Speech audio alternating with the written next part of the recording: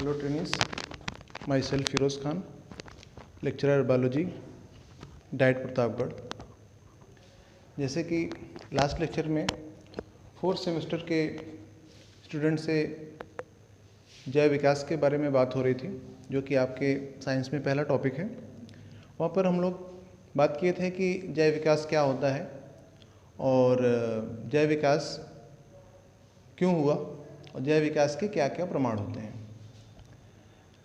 साथ साथ आपको ये भी आपसे बात किया था कि जैव विकास और जीवन की उत्पत्ति दो अलग अलग बातें हैं। जीवन की उत्पत्ति के अंदर आप पढ़ते हैं कि पहला जीव कैसे बना, और जैव विकास के अंतर्गत आप क्या बात करते हैं कि जो प्रथम जीव बन गया उससे विभिन्न जातियां कैसे बनी, इसी को आप जैव विकास कहते हैं। तो विभिन्न जातियां कैसे बनी, इसके रेफरेंस में अलग अलग साइंटिस्ट ने अपना अपना मत दिया। जो सबसे पहले इसके संबंध में मेनली आप बात करेंगे तो 3 मत हैं। एक लैमार्कवाद है, एक डार्विनवाद है, एक उत्परिवर्तनवाद है।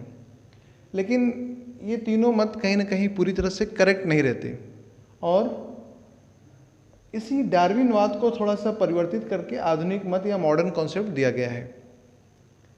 सबसे पहले बात करते हैं लैमार्कवाद की। जैसे नाम से समझ में आ रहा है, पहले दोनों सिद्धांत के अंतर्गत कि उनके देने वाले कौन हैं। इधर लैमार्क ने इसको दिया, इसको डार्विन ने दिया।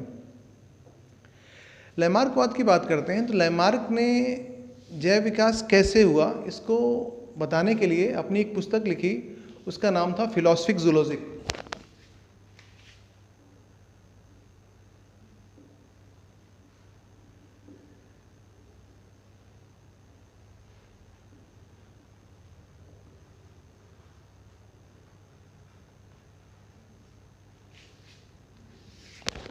1809 में फिलोसफिक जूलॉजिक नामक इन्होंने बुक लिखा।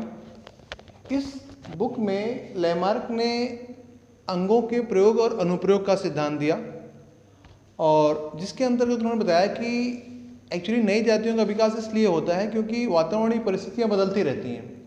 उन बदली हुई परिस्थितियों में जीव जिन अपने जिन अंगों का अधिक प्रयोग करता है वे अंग धीरे धीरे अधिक विकसित हो जाते हैं, और जिन अंगों का प्रयोग नहीं करता धीरे धीरे वे अंग कमजोर होकर समाप्त हो जाते हैं। इस तरह से जो कई पीढ़ियों के बाद एक जो जीव बनता है वो अपने पूर्वजों से काफ़ी अलग हो जाता है, और इस तरह से इतने अधिक अंतर हो जाते हैं कि उसे आप एक नई जाति कह सकते हैं। लैमार्क ने अपने सिद्धांत के सपोर्ट में प्रयोग के लिए जिराफ का उदाहरण दिया, और अनुप्रयोग के संबंध में उन्होंने सर्पों का उदाहरण दिया। उन्होंने कहा कि जिराफ जो कि अफ्रीका के हरे भरे मैदानों में रहता था प्रारंभ में, लेकिन जब वहाँ वातावरणीय परिस्थितियाँ बदली और जो अफ्रीका का सहारा मैदान है वो जब हरे मैदान के स्थान पर वहाँ मरुस्थल परिवर्तित हो गया तो भोजन की कमी हो गई, और जीव वहाँ पर जो जिराफ थे उसी भोजन को प्राप्त करने के लिए लगातार अपनी गर्दन को पेड़ की टहनियों तक पहुँचाने के लिए प्रयोग करते थे, जिसकी वजह से धीरे धीरे उनमें अत्यंत काफ़ी लंबी गर्दन वाले जिराफ की जातियों का विकास हो गया। और इस तरह से ऐसी इतनी लंबी जाति की जिराफ का विकास हो गया कि अपने पूर्वजों से एकदम अलग हो गए, जिसे आप नई जाति कहती है। अब ऐसे ही उन्होंने अनुप्रयोग का उदाहरण दिया, लैमार्क ने सर्पों का उदाहरण दिया। उन्होंने कहा कि इसे सभी सरीसृप होते हैं, सभी उनमें 4 पैर होते हैं, जैसे आपका मगरमच्छ हो गया, छिपकली हो गया, ये सभी सरीसृप हैं। इनमें सभी में 4 पैर होते हैं। लेकिन आपका सांप होते हैं वो भी सरीसृप है, लेकिन उनमें पैर नहीं होते। इसका कारण उन्होंने बताया कि एक्चुअली जो सांप होते हैं उनके पूर्वज जो थे वो चलने के स्थान पर रेंगने लगे, और इस तरह से पैरों का उपयोग बिल्कुल नहीं करते थे, और धीरे धीरे अनुप्रयोग की वजह से उनके पैर कमज़ोर हो गए और कई पीढ़ियों के बाद समाप्त हो गए। इस तरह से लैमार्क ने अपने सिद्धांत को प्रस्तुत किया इन एग्जाम्पल के साथ। लेकिन बहुत सारे वैज्ञानिकों ने लैमार्क के सिद्धांत को क्रिटिसाइज़ किया, उनको जो है आलोचना किया कि नहीं, लैमार्कवाद पूरी तरह से सही नहीं है। क्यों? उन्होंने कहा अगर अंगों के प्रयोग अनुप्रयोग से अगर कोई जीव नई जातियाँ बनती, जैसे उन्होंने बहुत सारे उदाहरण दिया लोगों ने, उनके ओपोज करने वालों ने। उन्होंने कहा कि अगर ऐसे होता तो पहलवान का बेटा पहलवान होना चाहिए, अगर बाप पहलवान हो गया तो उसके बेटे के अंदर वो लक्षण जाने चाहिए, क्योंकि वो उपार्जित लक्षण है। तो उपार्जित लक्षणों की वंशागत नहीं होती। ऐसे ही अगर आदमी का देखिए तो आदमी जैसे होता है तो ज़्यादा पढ़ने के लिए अपनी आँखों का ज़्यादा प्रयोग करता है, तब तो आँखों को और अधिक मजबूत हो जाना चाहिए, लेकिन इसका उल्टा दिखाई देता है आपको कि वहाँ आँखें कमज़ोर हो जाती हैं। जिस तरह से अंगों के प्रयोग से अंग विकसित हो जाता है, ऐसा कोई निश्चित नहीं होता।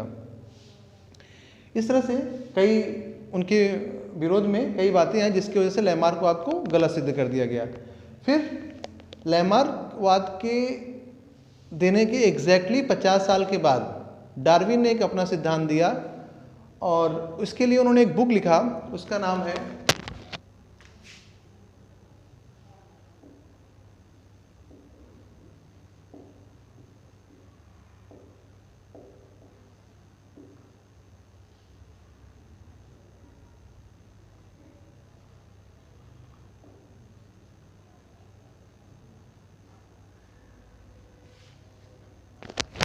Origin of species by natural selection. इस बुक में डार्विन ने नेचुरल सिलेक्शन यानी कि प्राकृतिक चयन का जो है कॉन्सेप्ट दिया। उन्होंने कहा कि सभी जीव जातियों में विभिन्नताएं होती हैं। विभिन्नताएं क्या हुई कि जो एक ही जीव जाति के सदस्य होते हैं जो आपस में दिखने में विभिन्न प्रक्रियाओं में एक दूसरे से अलग रहते हैं, इसी जो अंतर होता है उनमें उन्हीं अंतर को आप विभिन्नताएं कहते हैं। तो ये तो बात सही है, विभिन्नताएं होती हैं। तो डार्विन ने क्या कहा कि सभी जीवों में विभिन्नताएं होती हैं और जब वातावरणीय परिस्थितियां बदलती हैं तो जिनके अंदर उपयुक्त विभिन्नताएं होती हैं वो अपने आप को उस वातावरण में अनुकूलित कर लेते हैं और जीवित रहते हैं, और जिनके अंदर उपयुक्त विभिन्नताएं नहीं होती वे अपने आप को उस बदले हुए वातावरण में अडॉप्ट नहीं कर पाते, अनुकूलित नहीं कर पाते, इसलिए वो समाप्त हो जाती है। और ये जो उपार्जित जो जीव जाति बचती है धीरे धीरे वही आपस में फिर बढ़कर एक नई जाति का निर्माण कर लेती है। इसीलिए इनके सिद्धांत को आप प्राकृतिक चयन, नेचुरल सिलेक्शन या उपार्जित लक्षणों की वंशागति, इनहेरिटेंस ऑफ एक्वायर्ड कैरेक्टर्स का सिद्धांत भी कहते हैं। लेकिन डार्विन का सिद्धांत भी फिलहाल ये origin of species by natural selection, जिसको केवल हम कभी कभी ओरिजिन ऑफ स्पीसीज कहते हैं, अपने समय की बहुत फेमस बुक हुई और कुछ समय तक बहुत सारे वैज्ञानिकों ने डार्विन के सिद्धांतों को काफ़ी अधिक मान्यता दी। लेकिन कुछ सालों के बाद जो है बहुत सारे वैज्ञानिकों ने डार्विन के सिद्धांत में कमियां निकाली। उन्होंने कहा कि डार्विन विभिन्नताओं पर इतना जोर दे रहे हैं कि विभिन्नताओं से ही नई जाति बन जाती है, लेकिन विभिन्नताएं आती क्यों हैं जब एक ही माता पिता से जो एक ही सभी संतानें उत्पन्न हो रही हैं तो उसमें कोई उपयुक्त कोई अनुपयुक्त कैसे हो जाता है। इन सब बातों का डार्विन कोई उपयुक्त उत्तर नहीं दे पाए, तो इसलिए धीरे धीरे डार्विनवाद को गलत सिद्ध कर दिया गया। लेकिन एक बात और है कि आपको डार्विनवाद और लैमार्कवाद में एक कॉमन बात दिखेगी, दोनों ने ही जिराफ का उदाहरण दिया। लेकिन अंतर क्या है कि लैमार्क ने क्या कहा कि सभी जिराफ की जातियां प्रारंभ में छोटी गर्दन वाली थी और जब आवश्यकता हुई तो जब भोजन समाप्त हो गया ज़मीन का और पेड़ की टहनियों से भोजन प्राप्त करने के लिए वो अपनी गर्दन का अधिक प्रयोग करते थे। इसकी वजह से धीरे धीरे एक लंबी गर्दन वाली जिराफ की जाति का निर्माण हो गया। ये लैमार्क का कहना था। लेकिन डार्विन का कहना थोड़ा अलग है। इनका कहना था कि अफ्रीका के हरे मैदानों में जब मरुस्थलीय कंडीशन उत्पन्न हो गई, मरुस्थलीय परिस्थितियाँ उत्पन्न हो गई, तो वहाँ पर पहले से ही छोटे गर्दन वाले और बड़े गर्दन वाले दो अलग अलग प्रकार की जिराफ की जातियाँ थीं। अब उस बदली हुई परिस्थिति में जो लंबी गर्दन वाले थे वो पेड़ की टहनियों वगैरह से तो भोजन प्राप्त कर लिए, लेकिन छोटी गर्दन वाले अपना भोजन प्राप्त नहीं कर पाए, यानी कि वो प्राकृतिक चयन में सफल नहीं हो पाए। इसलिए छोटी गर्दन वाले जिराफ समाप्त हो गए और केवल लंबी गर्दन वाले जिराफ शेष रहे और उन्हीं से उनकी नई जाति का निर्माण हुआ। लेकिन बाद में कई वैज्ञानिकों ने डार्विनवाद को गलत कह दिया, कहा कि डार्विन पूरी जोर जो है इसी विभिन्नता पर दे रहे हैं, लेकिन विभिन्नताएं क्यों उत्पन्न होती हैं, कहाँ से आती है, इस पर कोई प्रकाश नहीं डाला, इसलिए कोई सिद्धांत मान्य नहीं है। इसी बीच में एक सिद्धांत आया उत्परिवर्तनवाद, म्यूटेशन थियरी, जिसको आपके एक फेमस वैज्ञानिक ह्यूगो डिवरीज ने दिया।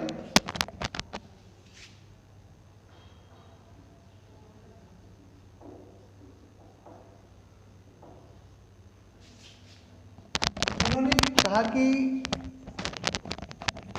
जो नई जातियां बनती हैं वो तो उत्परिवर्तन के कारण बनती है, म्यूटेशन के कारण बनती हैं। उत्परिवर्तन या म्यूटेशन क्या होता है कि किसी जीव के आनुवंशिक पदार्थ में होने वाले अचानक और अस्थायी परिवर्तन जो पीढ़ी दर पीढ़ी स्थानांतरित होने लगे, उसी को आप उत्परिवर्तन कहते हैं। तो जो ह्यूगो डिवरीज थे, एक पौधा होता है ओइनोथेरा लैमार्किया नाम। उन्होंने लैमार्कियाना नामक पौधे में देखा कि उसमें अलग अलग प्रकार रंग वाले पुष्प वाले पौधे उत्पन्न हो गए, और इसका जब कारण उन्होंने उत्पन्न देखा तो देखा कि ये अचानक उत्पन्न हुआ और ये फिर लक्षण अस्थायी था कि उसी रंग वाले जो पुष्प वाले पौधे बने उनमें वो उस पुष्प वाले लक्षण बनते रहे, चलते रहे। इस तरह से उन्होंने कहा कि नई जातियों का निर्माण उत्परिवर्तन के कारण हो जाता है, यानी आनुवंशिक पदार्थ में अचानक परिवर्तनों के कारण हो जाता है। उत्परिवर्तनवाद को आप गलत नहीं कह सकते, लेकिन पूरी तरह से इसे सही भी नहीं कह सकते, क्योंकि उत्परिवर्तन का कोई निश्चित दिशा नहीं होती। जीन में परिवर्तन होता है, आनुवंशिक परिवर्तन होते हैं, ये बात सत्य है, लेकिन केवल उत्परिवर्तन से ही नई जातियाँ बनी, ये पूरी तरह से सही नहीं लगता, क्योंकि उस परिवर्तन को कोई निश्चित दिशा नहीं होती। और जैव विकास जब हम देखते हैं तो वहाँ एक निश्चित क्रम दिखाई देता है। जैसे हम लोग जब इंट्रोडक्टरी चैप्टर में जैव विकास की बात करें तो वहाँ हम लोगों ने बात किया वर्गीकरण से प्रमाण, कि जब हम जीवों को वर्गीकरण करते हैं तो वहाँ लक्षणों के प्रकट होने का एक निश्चित क्रम आता है कि सरल से जटिल जीवों का क्रमिक विकास हुआ है। तो उत्परिवर्तन का कोई निश्चित डायरेक्शन नहीं, कभी लक्षण बढ़ भी जाएंगे, कभी घट भी जाएंगे, इसलिए वहाँ एक कोई तारतम्य या कोई क्रमबद्धता नहीं होती। इसलिए आप उत्परिवर्तन को नेचर का, प्रकृति का एक सत्य है, होता है उत्पर, लेकिन केवल इसी से नई जातियाँ बनी हैं, इसी से जैव विकास हुआ, इसको आप पूरी तरह से सही नहीं कह सकते हैं। फिर बाद में आज की डेट में एक कॉन्सेप्ट जो दिया जाता है आधुनिक मत या मॉडर्न कॉन्सेप्ट, इसको आप कह सकते हैं किसी डार्विनवाद का परिवर्तित रूप है, जिसको बाद में कुछ वैज्ञानिकों ने थोड़ा सा उनमें जो कमियां थी उसको सही करके उसको प्रस्तुत किया और बताया कि जो डार्विन उनके जो मेन प्रॉब्लम था जिसके लिए उनको क्रिटिसाइज़ किया गया, उन्होंने विभिन्नताओं पे अधिक जोर दिया था, लेकिन विभिन्नताएं उत्पन्न क्यों होती इस बारे में कोई प्रकाश नहीं डाला था। इस आधुनिक मत में जो विभिन्नताओं का कारण है उसको स्पष्ट किया गया कि सभी जीवों में विभिन्नताएं दो कारणों से उत्पन्न होती हैं।